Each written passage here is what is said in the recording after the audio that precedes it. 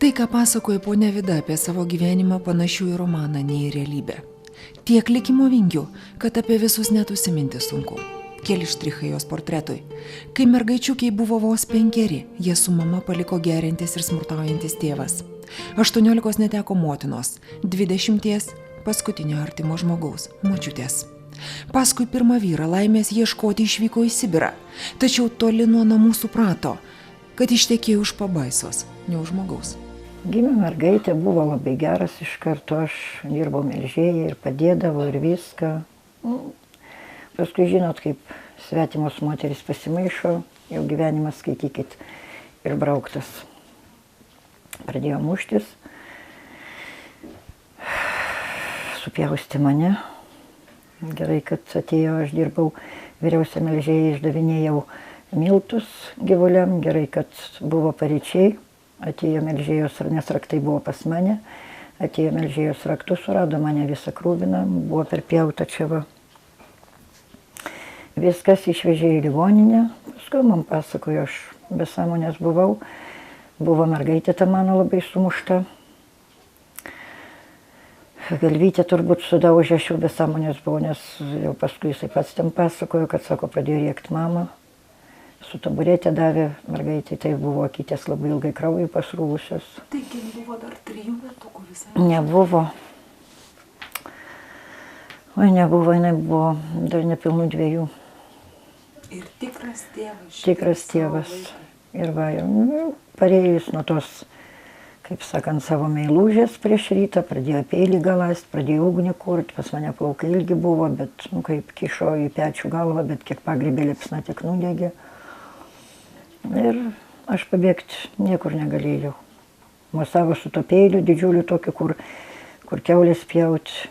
Pajutau, kad man karšta pasidarė, bet kažkaip jisai buvo neblaiviam stovi, kad aš galvą tikriausiai palenkiau, gal man norėjo gerklę perpjauti, aš nežinau. Karšta pasidarė ir ranką, kaip pridėjau, taip ir sulindo ranką, va čia va viskas. Ir viskas, aš prisimenu, tik dėjau iki sofos. Daugiau nieko, tai kaip atlikė tos melžėjas, tai greitai kaimynas mašiną turėjo, kažkokią rusų laikų tą tokią Zilas ar kaip jinai vadinosi. Na, paskui, kad atvežė ligoninę, aš jau prabudau, dar man buvo likę turbūt 3 siūlės, gydytojas sakė, pakentiek, nes sako, tai per didelė narkozė. Paženklinta kraupių randų moteris su dukrelė tiesiai iš ligoninės parbėgo į Lietuvą. Tačiau neilgam. Po keleto metų ji vėl krovėsi lagaminus. Jau į Ukrainą. Čia gyveno kitas jos išrinktasis. Bet moteris ir čia neužsibuvo. Tėviškė šauksmas ramybės nedavė. Vėl sugrįžo į gimtinę, tiesa, šįkart su vyru ir būreliu atžalų. Pagyveno klestinčiame kolūkyje, užsidirbo namą ir vėl išvyko. Atgal į Ukrainą, draugė su vaikais slaugyti vyro tėvų. Sutuoktinis liko Lietuvoje ir 10 metų, kol žmona karšino jo tėvukus, mėgavosi visais gyvenimo malonumais. Palaidojusi senukus, moteris vėl pajuto gimtinės žemės ilgesį, parvažiavo į Lietuvą.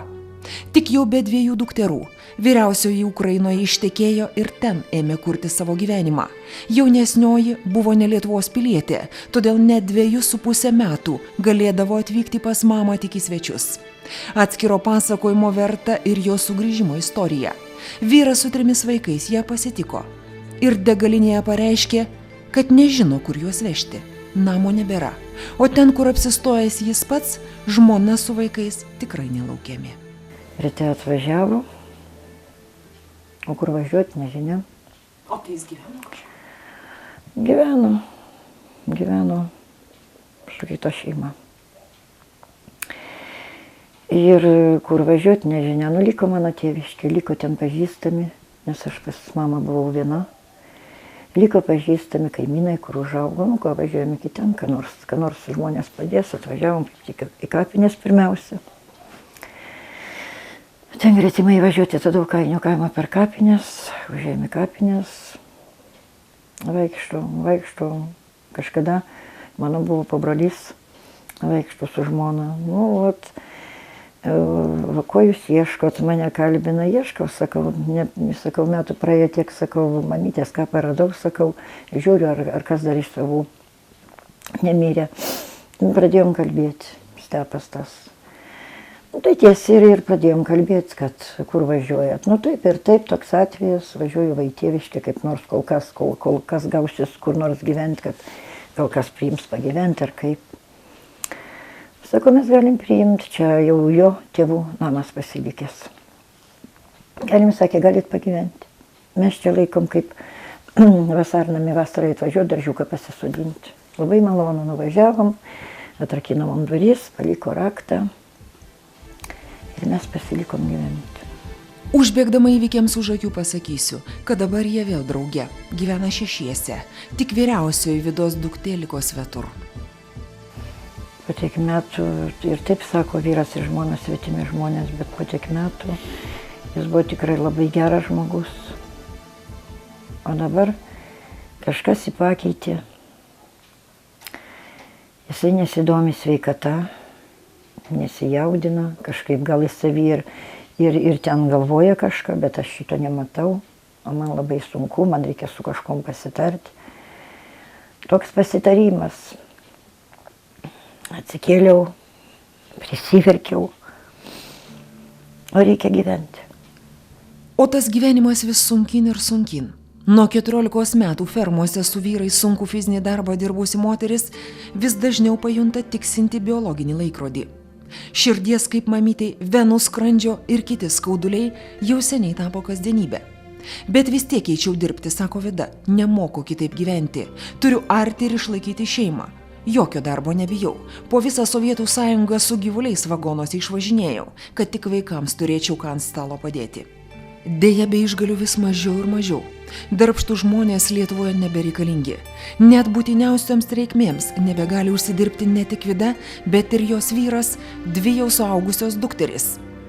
Ir kur mes tik nesibeldėme, sako moteris, bet ne vienos durys taip ir neatsidarė. Dabar jų pajamos per mėnesį 104 litai. 6 žmonėms. Sunku patikėti, ar ne? Išgirskite tai iš pačios Vidos lūpų. Aš gaunu už 2 vaikus 104 litus. Ir iš tiek pragyvena tokia šeima? Turėjau truputį, žmonės davė daržiuką, pernai pasisodinau, tai va turėjom daržovių iki naujų metų. Šiemet vėl kaimynai siūlo man daržiuko gabalą. Bet jį reikia išdirbti, reikia mokėti vėl, kad išarti, kad pasodinti. Padeda žmonės, padeda kaimynai. Nu kažkaip, nu ką žinau, taip kažkaip sukamės, nu ką žinau, ten koks gal uždarbis pa žmogų yra, einam. Tiesiog, nu ką žinau, nu kaip kaimas, nu kažkaip, nu yra tokie va, pavyzdžiui, kaimynai, kur sueinam labai gerai draugiški, va taip padedam vienas kitam. Nu, taip ir gyvenam. Ne tai, kad iš bado mirštam, tai ne, pas mus nėra tokio. Tiesiog, nu gal dėl to, kad visi draugiški, vienas palaikom kitą ir taip. Nu, ką žinau, va taip, va nuo 100 iki 100 parsimuša. O darbo nebijot jokio? Ne. Darbą viską dirbu ir va, aš visą laiką skambinėjau, va kur, tik tai nereikėjo ir Kėdainius visur važinėjau, nu visur čia, kai Lietuvoje. Užpildė anketas ir sėdė. Bet žinai, va, kad, pavyzdžiui, aš važiuoju, užpildau tas anketas, visur ten žada, bet aš net neklausau tą, ką jie žada, nežinau, kad tikrai nei kas paskui. Sunku, kai vaikams tenka patiems duonos kąsnio ieškotis. Vidui dar tik 16, bet jis pirmas darbininkas, kad tik kas pašauktų. Bet jis, kaip ir sesės, gali kabintis į gyvenimą, atsidūsta Vida. Rankas ir kojas turi, nepražus. O kas bus Andriukui? Kodėl Dievas nuskriaudė pagranduką? Ne tik mūsų, bet ir kitų labai mėgiamą berniuką. Buvęs šokėjas dabar nei žingsnio negali žengti be 2 savo palydovių – lazdų, bet nesiliauja šypsotis. Buvau 2 mėnesius Santorijoje ir grįžau. Jau aš Santorijoje turėjau su lazdom vaikščioti, kaip nuvažiavau. Tai jau. O ką daktarai sako, nuo ko tai pasidarė? Nežinau. Kaulas džiūna ir viskas. Per greitai bręs pradėjau. Tai kur taip skubėjai? Nežinau. Toks ir Andrius. Šviesos spindulys, kur tik be pasisuka. Todėl ir draugų namuose apstu. Berniuko trauka begalinė, kaip ir jo tikėjimas. Pilnavertis maistas, papildai, sanatorijos. Tai, kas jiem gali padėti. Netimkime iš vaiko vilties.